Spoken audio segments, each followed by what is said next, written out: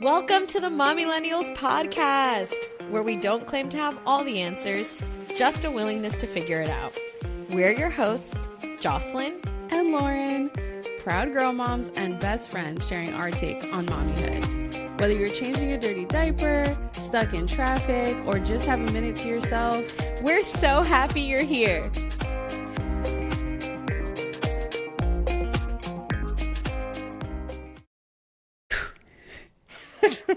Hey, Mamilennials. Hey, Mamilennials. Yay!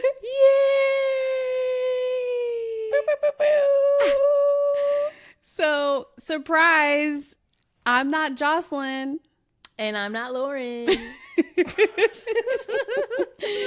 I mean, kind of, but not really. Not really. We're blood related. So, and that's it, and that's all. And that's all.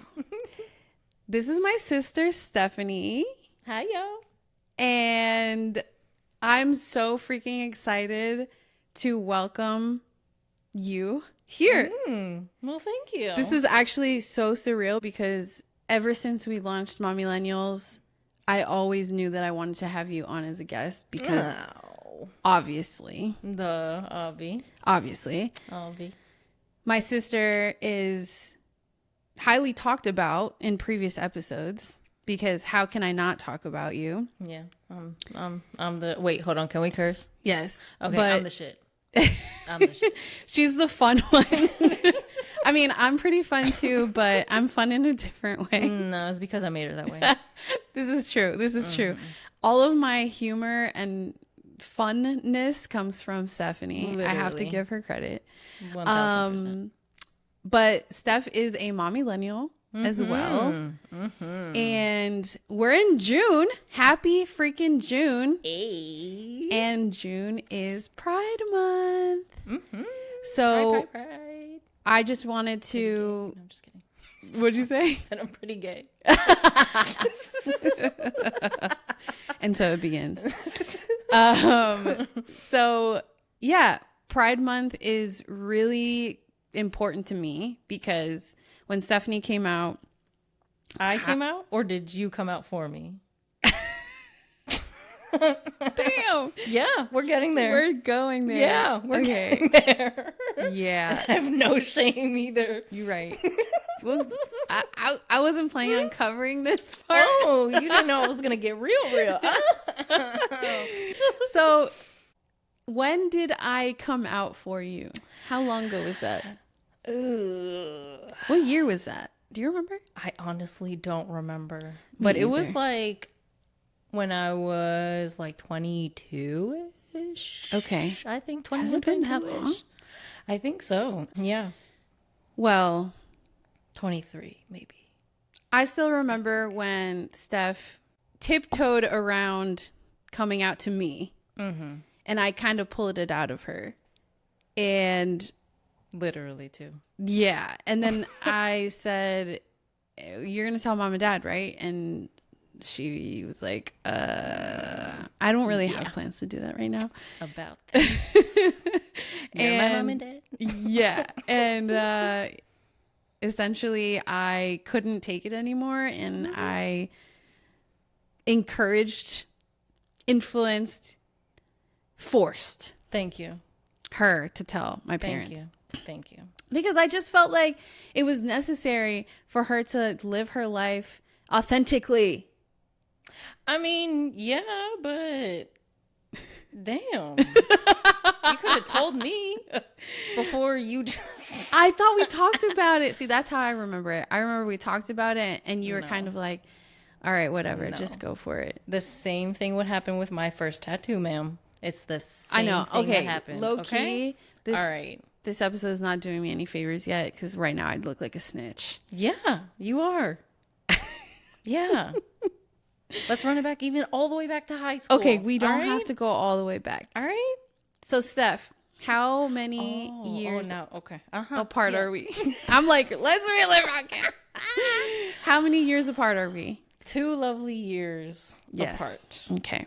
We're 2 lovely years apart. Yep. Even though people think that you're the oldest. Yes.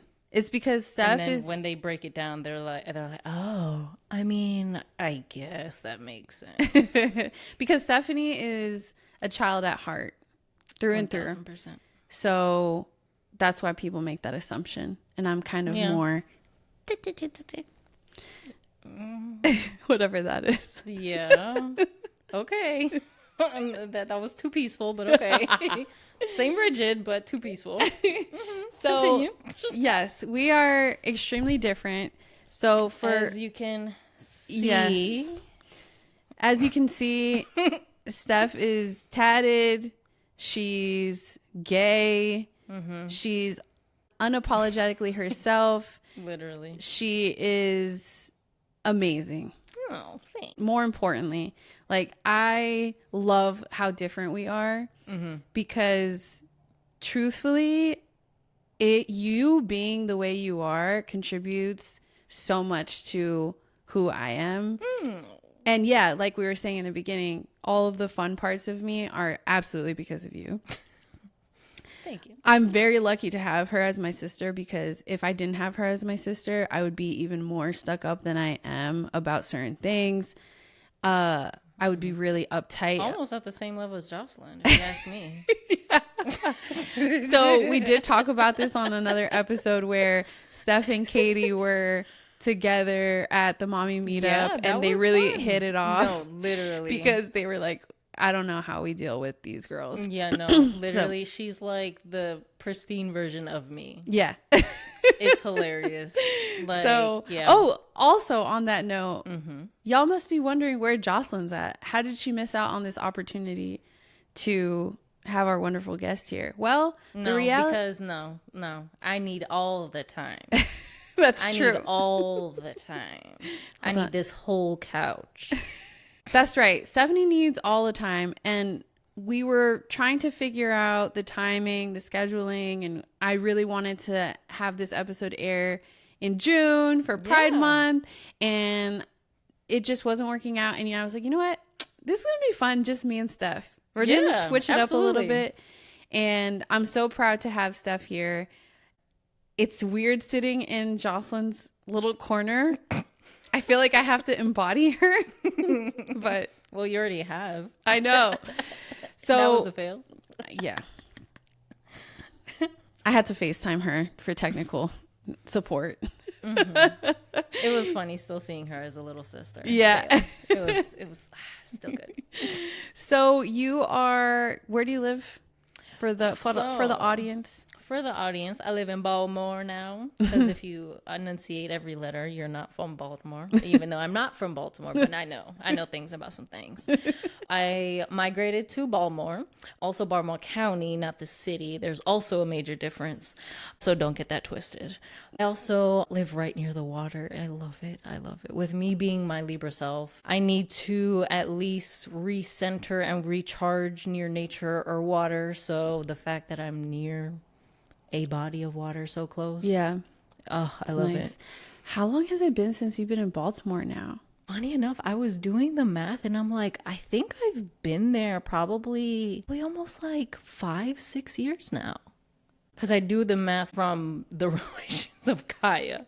Yes, so important. Kaya was 3. Kaya was 3 when you started seeing each other. Right.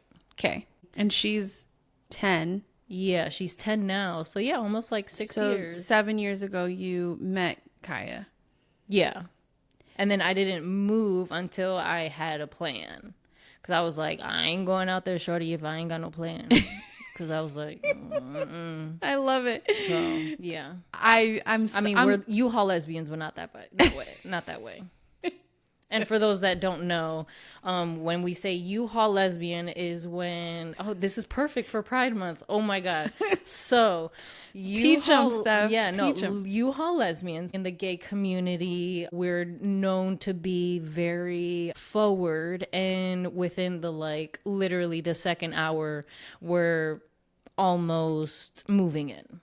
So, yeah. So when we mean by U-Haul lesbian, this is literally like we meet up for happy hour, we make out, I go back to your house, and then come a week later, I'm moving in. Gotcha. Yeah. So we move very fast in the gay community. If you are the one moving in, are you the U-Haul lesbian, or are both of y'all guilty? Technically guilty as charged. Yeah. Okay. Yeah. Okay. Yeah. But y'all were not U-Haul lesbians. No, I didn't want to fall into that stigma. Okay. And I made it a point. I was like, babe, if I'm gonna move out, I need to have money on my own. Okay, so not U-Haul lesbians. No. Love that for y'all. Mm-hmm. So if y'all missed it, Kita is Stephanie's wife, my sister-in-law. She's so dope. And Kaya is Nikita's daughter, Stephanie's stepdaughter. Yep. She's 10. And I remember meeting Kaya when she was 3. Yeah. And she still remembers it. It's so cute too. It's so cute. Mm-hmm. And I think the craziest part about that encounter, and I feel like I've shared this so many times with my friends, I remember meeting Kaya and feeling like she was so freaking cute. Mm-hmm. Oh yeah, that's how she got me too. And 1000%. I remember I broke down. I started crying. Yeah. And I started crying because I could see in that exact moment your future with Kita. Mm-hmm. And it brought tears to my eyes because I was so happy about what was coming. Truly, that's why I cried, because, and I don't know if I've ever told you this. I don't think so. Not to that extent. Yeah, I remember feeling like just a sense of overwhelm, because I had seen you kind of, for lack of a better word, stumble your way through different relationships as you were figuring yourself out and figuring out your likes, dislikes with women and men. I ain't got no shame men. Yeah, because it was a little teetering here and there until it was fully transitioned to the other side. I'll own up to that too. And I remember feeling not necessarily concerned, but out of just being your sister, right, protective over you and your heart. And when I met Kai, I was like, oh my gosh, I see the full picture. Yeah.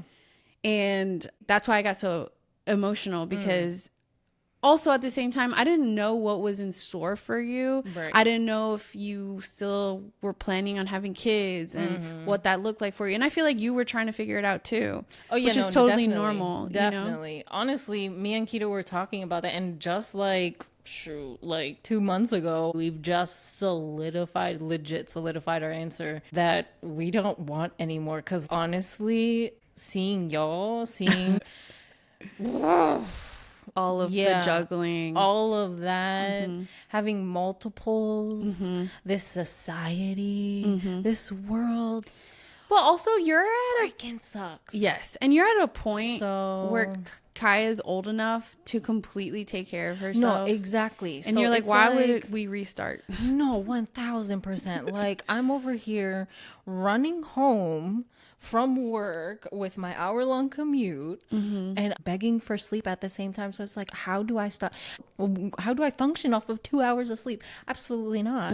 Absolutely. There's no amount of coffee or Monster or nothing that can continue my day. And then for me to still be front facing and deal with more grouchy people. You're like, yeah, no, I'm good.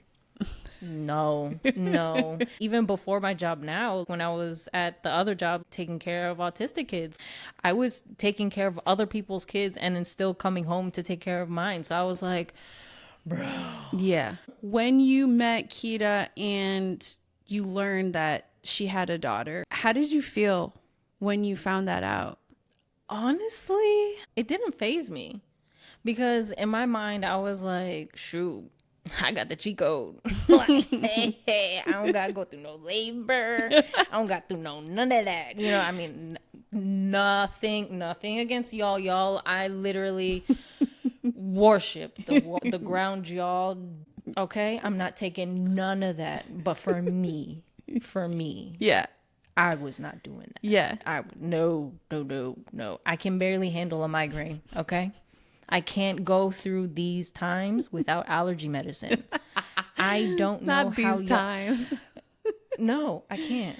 So you were like, so I was like, this is great. This is my end. Like, I was like, oh, this is a 2-for-1 deal. I am great. I love that. Yeah. And she's so freaking adorable. Like, bro, how could you not be okay with Kaya? I also felt like you got really lucky. That age, I think, is really good. It's not too young. Yeah. And it's old enough where she can start to form a relationship with you and connection and all that stuff. Right. I love that so much. I think that it was also beautiful to see you navigate that new world, because at that point I felt like you had done a lot of work with kids. Yeah.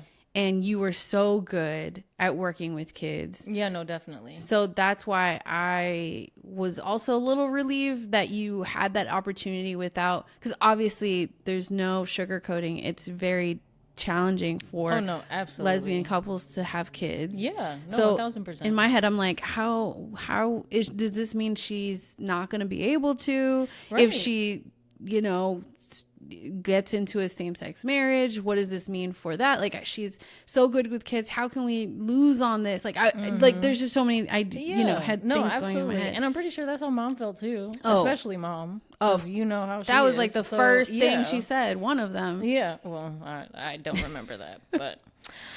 Well, you're right. It was a lot of tears. It was a lot of tears at first. You probably remember it more not than a lot of words. Not a lot of words when that happened.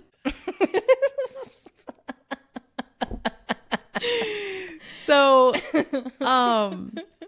but yeah, it was also like a 2-for-1 deal where I was like, okay, I can use my skills that I gained when I was working with kids, because when I moved over to Baltimore, I had no before and after care kind of programs like there was here in in Montgomery County, because obviously the resources are completely different from Montgomery County. Good point. So that was a rude awakening for me. I was like, yeah, just because kids are everywhere doesn't mean it's the same level of child care and the same programs everywhere. So that was also, I was like, oh, damn. Especially it being not that far. Exactly. But it's a whole different world. And then it literally is a whole different world. And to your point of a whole different world, I was like, wait, but hold on. There's kids with special needs. And I didn't even think about that aspect when I ended up applying to be a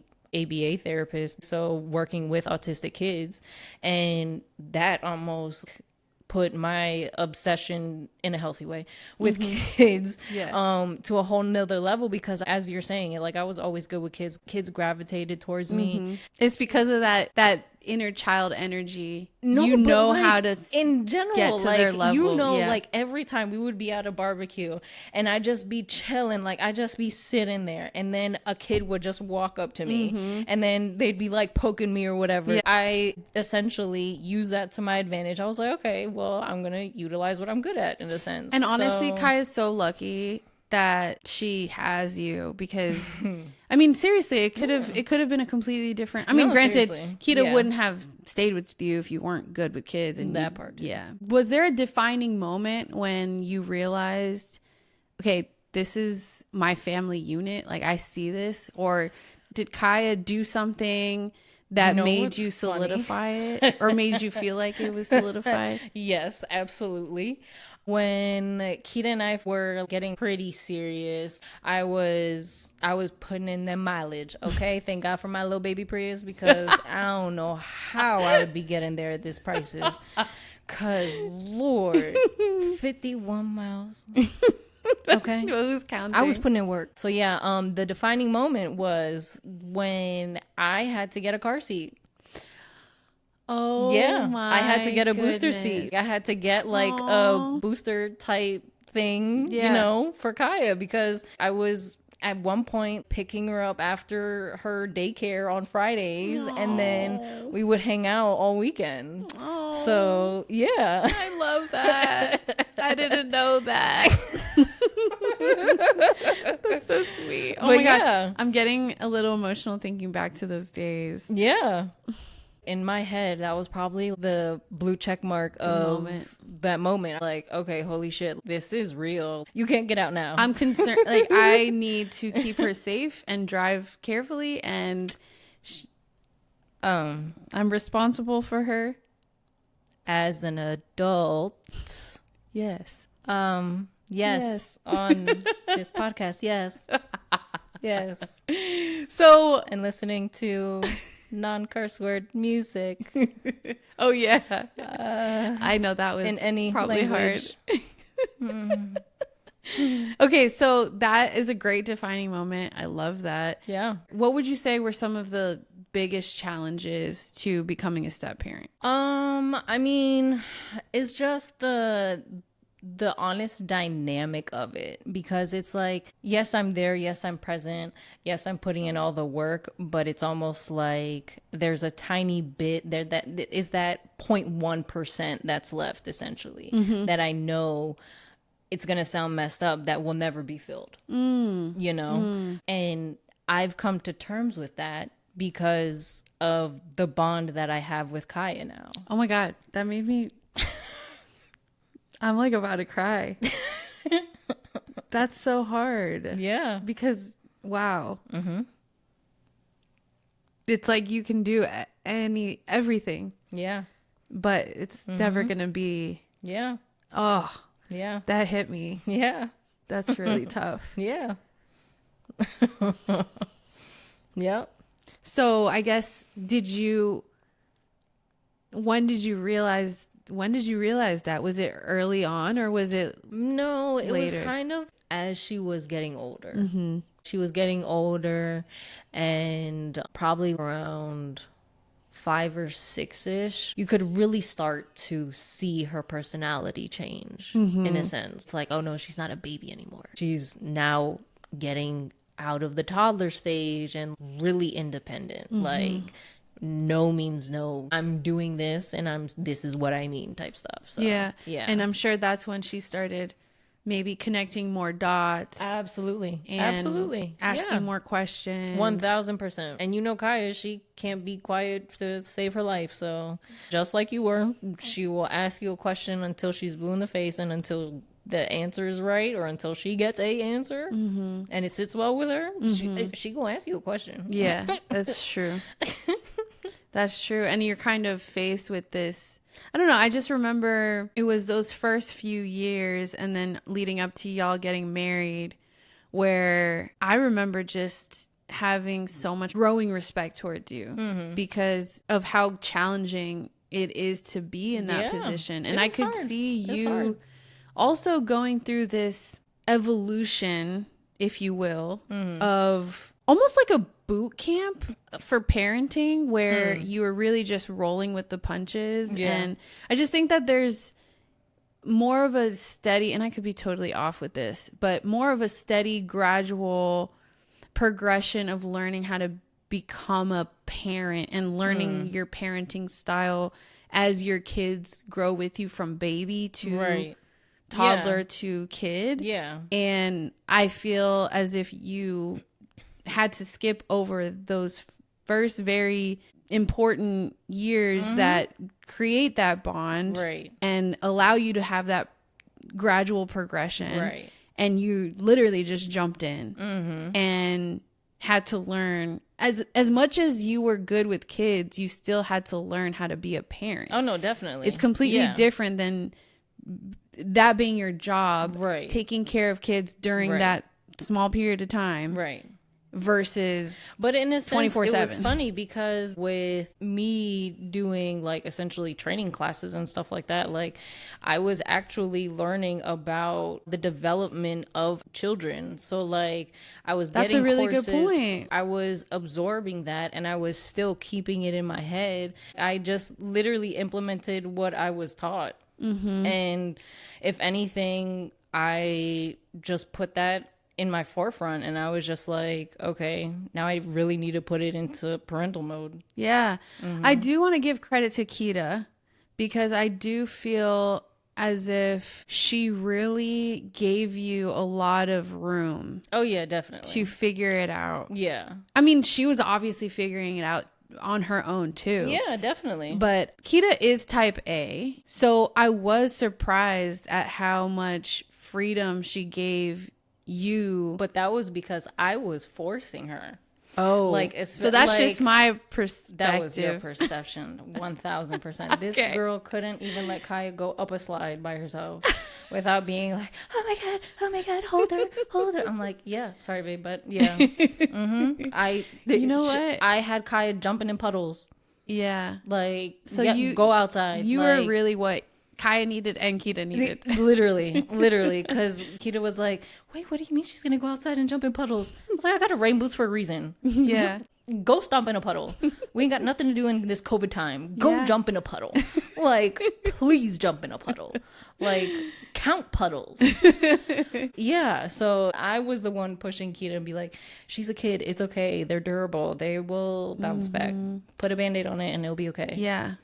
Okay, well, so after you got Kita on board, right? I still want to give her credit because oh no, definitely. No, emotionally that can be very tough. Yeah, from letting almost damn near a stranger be like fully taking control of my child. Yeah. Exactly. And I just think that, I mean, throughout these last several years, I've seen little hurdles here and there that you guys have had, and at the end of the day, y'all always have come back to kind of what's important to you and your core values at home. And there's always respect, and you guys ultimately figure it out. And I applaud you for that, because I know that it's not easy. And especially because I think that as a same-sex couple, a lot of eyes are on you. Oh yeah, 1000%. To see how y'all do things all the time. Yeah. Oh yeah. And when I'm cutting the grass, yeah, I cut my grass. Yeah, and I start the grass cutting trend too.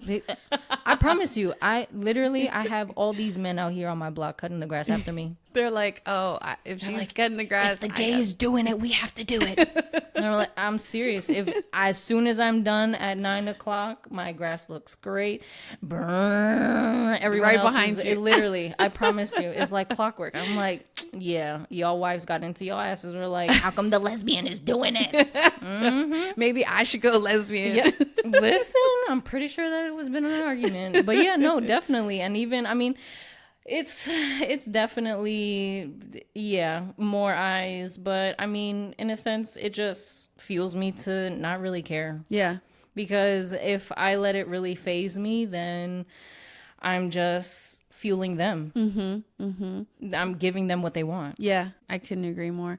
It's interesting. Our relationship, I think, went in a direction I didn't expect when you came out. Oh yeah, 1000%. We got so much closer. Oh yeah, definitely. And I think I felt so happy to just have this really deep personal piece of information of yours shared with me, because you were very reserved growing up. Oh yeah, you still are to a certain extent. Well, you keep things to yourself, you know, and that. But therapy is helping.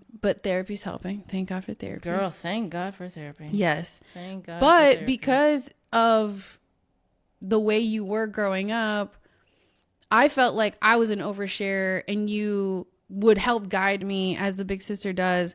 But there was a defining moment for me when you shared that information with me, because I'm like, oh, she actually trusts me with this piece of information, even though, yes, I did eventually put it on blast for mom and dad, but for good reason. I always, it's always for good reason. It's always for good reason, because to your point, I was just, you wouldn't have told them. I wouldn't have told them. You wouldn't have told them. Yeah. And the other reason, truthfully, the other reason why I did it was because I was really proud of you. Yeah.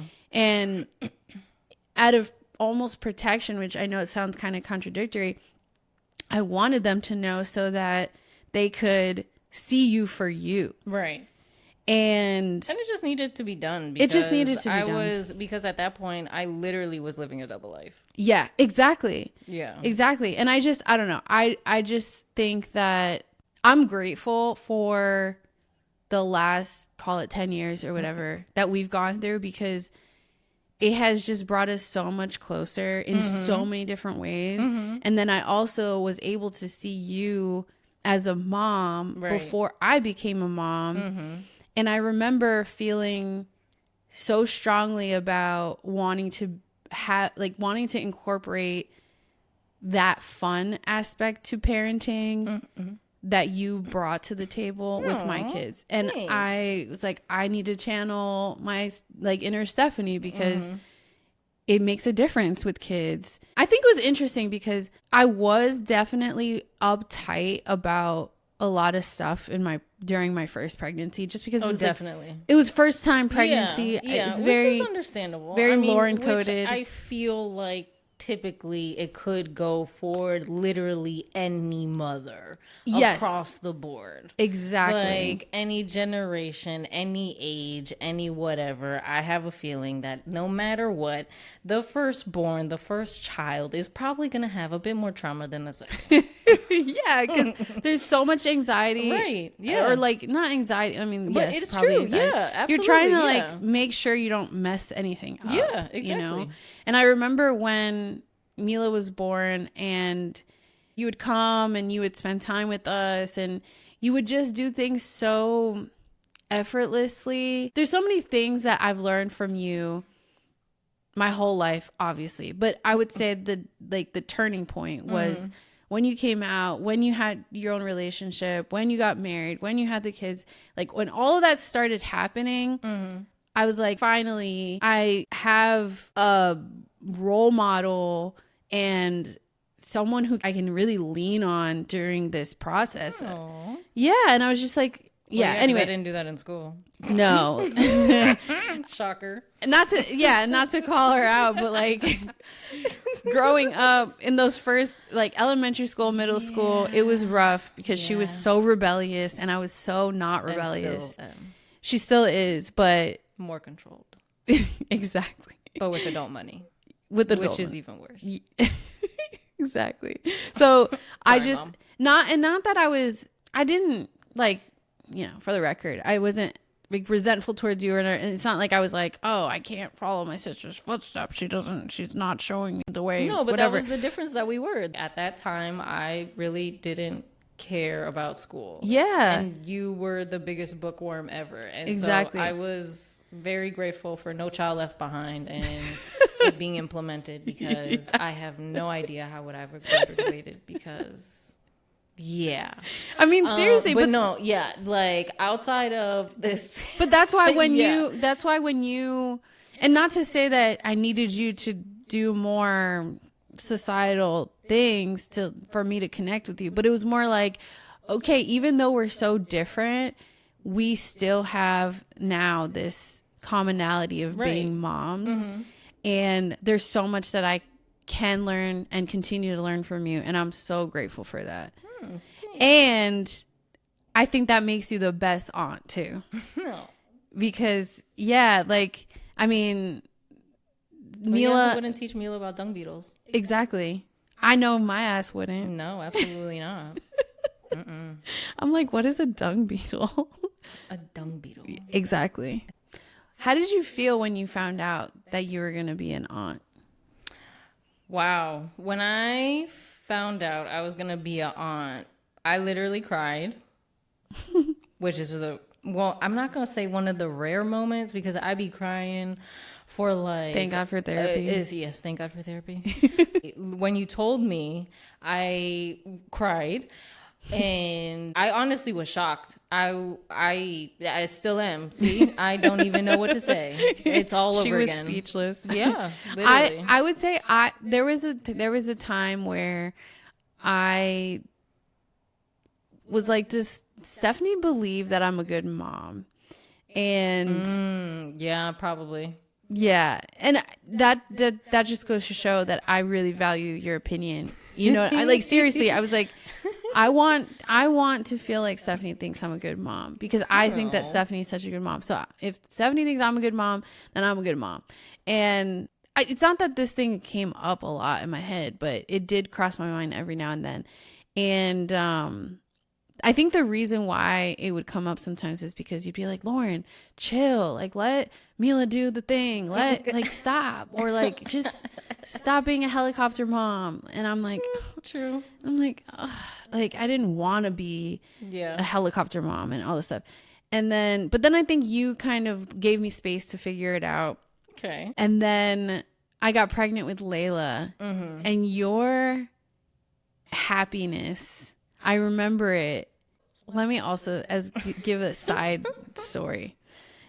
After Yasin and I got married, we had post-wedding blues, and we were kind of bored, but we weren't ready for kids. And then COVID hit. Oh yeah, that one. And I FaceTime. Yes. And hold on. I FaceTimed Steph when we got Loki, our Frenchie. And Steph's reaction was, Lauren, what the fuck are you doing? Yeah. Yeah. Literally. She was like, why would you do that? Yeah. Like, so disappointed that I went and got a puppy.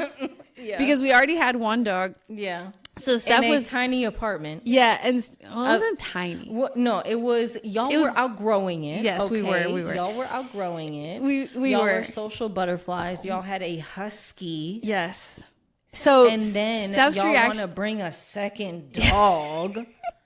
Make that make sense. So yeah, she was like really disappointed. Yeah, I was literally like, Mom, like, wear a condom. Like, what are you doing?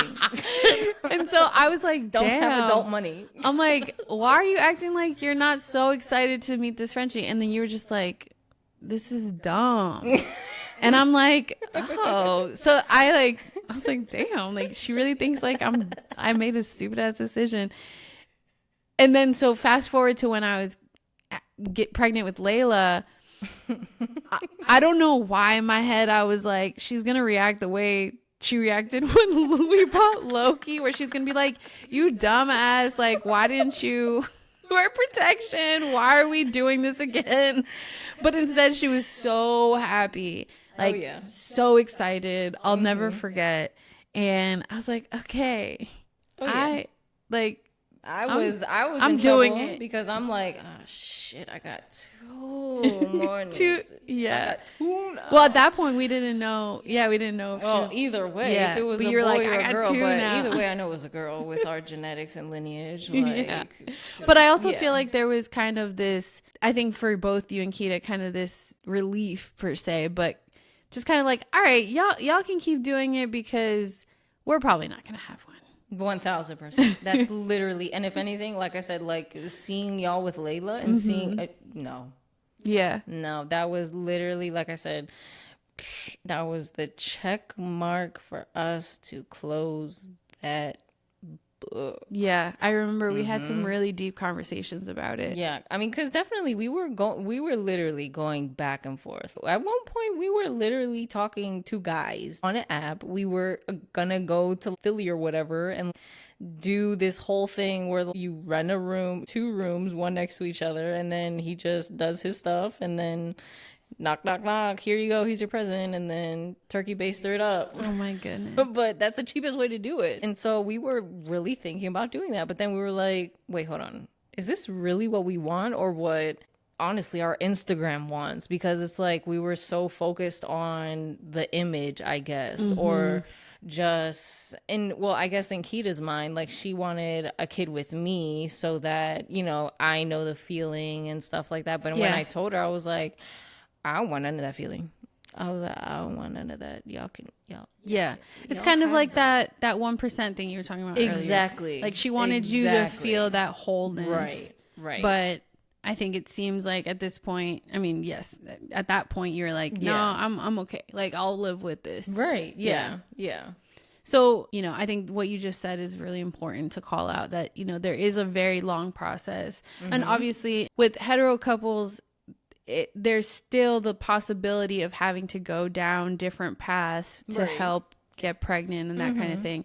But you guys have to start at that next step, right? Exactly. Like it's not like you're starting naturally and then eventually, we can't do it, so we have to do this, right? So Would you say that that's one of the hardest parts about like family planning? 1000%. Yeah. Yeah, because I mean, it's the societal norms. Like, we live for that recognition, that social recognition. We thrive off of that. As gay couples or as lesbian couples or queer couples, we subconsciously follow those norms, even though we try to break it by doing it our own way. But then you realize it's not that easy. Yeah.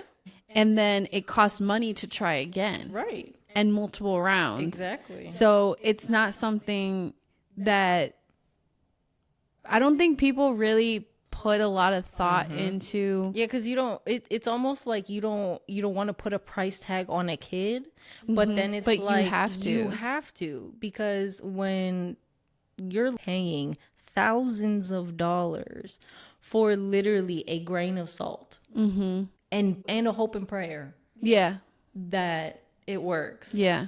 That's a lot. And for it to be like scientifically proven and all this stuff, for it to be actually working, that's even more money that normal people don't have. Yeah. Or people that are living paycheck to paycheck. We don't got that type of money.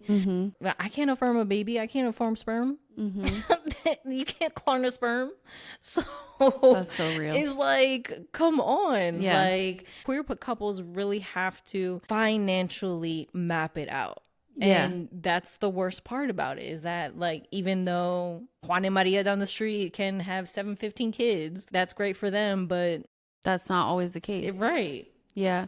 And not to mention the weight of some of the things that you can't put a price tag on. Exactly. The anxiety, the depression, the stress, that those feelings, those emotions that you carry, resentment. Right. I mean, there's just so many different things that you can't even calculate as part of that financial burden that doctors want to put a tag on. And so they just want to invoice everything and itemize everything. Yeah. But those things you can't. No. So we've talked a lot about some of the harder parts about being queer. Right. And all of those are valid. But what are some of the best things about being a part of this amazing community? So it's funny because I get both versions of it in both English and Spanish. Yes. So it's actually pretty awesome. I love it. There are so many events and it's crazy and intense in a good way, because there's just so much going on all the time. And if you just literally like one post from one queer social event on Instagram, immediately, thank God for technology on that part, it will just expose you to so many more things that you're not even used to. You find new people. Yeah. And people that are exactly like you. I love that, because I had that thought of it being kind of an unspoken connection or bond that you have with people that you don't know. And that's why Pride is so much fun. And the times that I have gone, it's more emotional because I feel more. I don't know if it's also because I'm more of an empath now or something. I have no idea.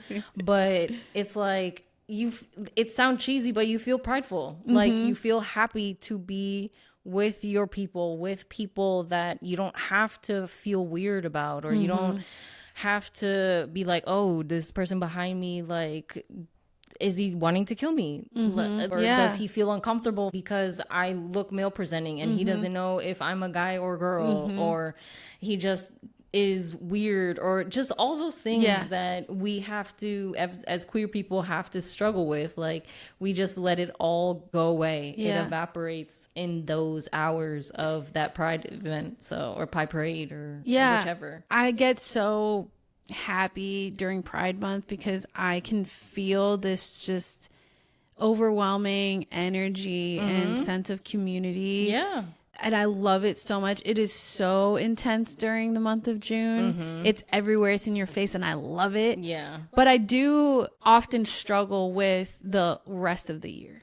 I'm like, I wish that, and I say that for the non-queer side, where I'm like, y'all really rally for them in June. Well, it's commercialized. It's just like a but it's not a year-round thing, and it kind of really pisses me off. Yeah. And I think that I have a lot of respect for the LGBT plus community for allowing straight people to celebrate with them during Pride, because that was one thing that I kind of felt awkward about at first going to a Pride parade. I felt a lot of pride to support you and be there with you. Right.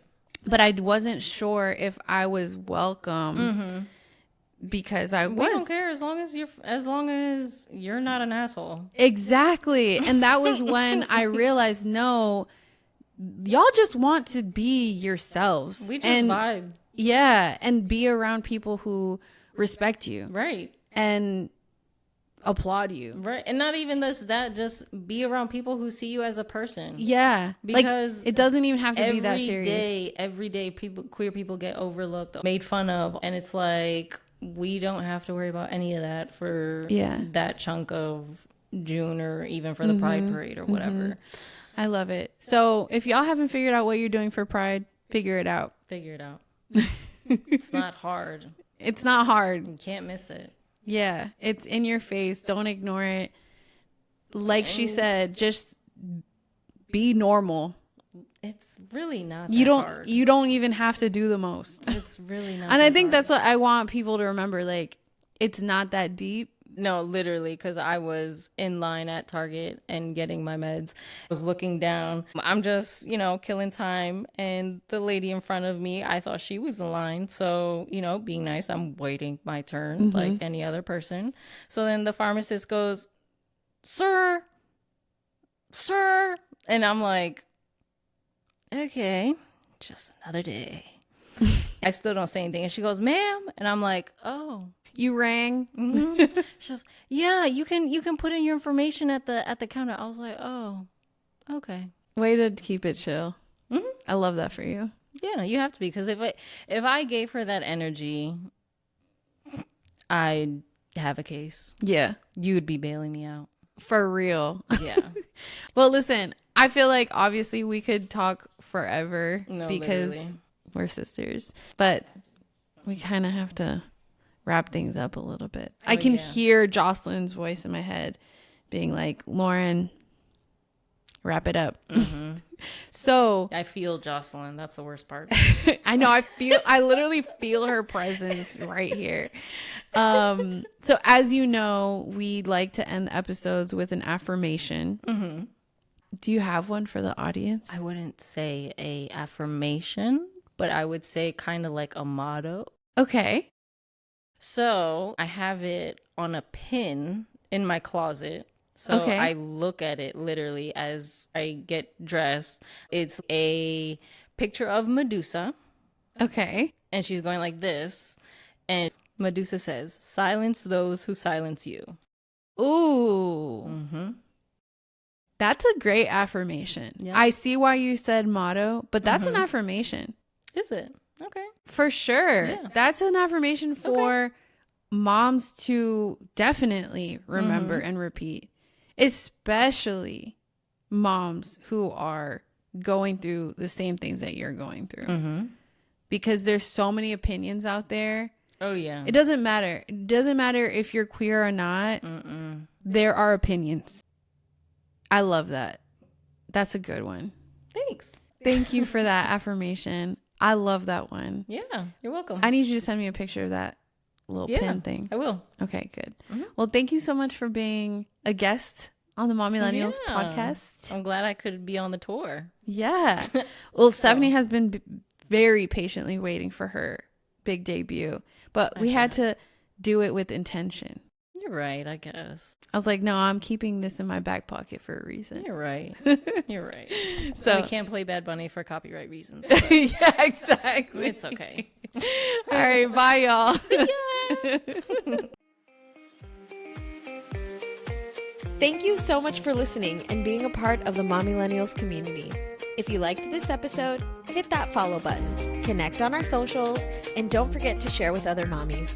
Want more? Head to our website, read our blog, grab some merch, and check out our other episodes. Until next time, bye.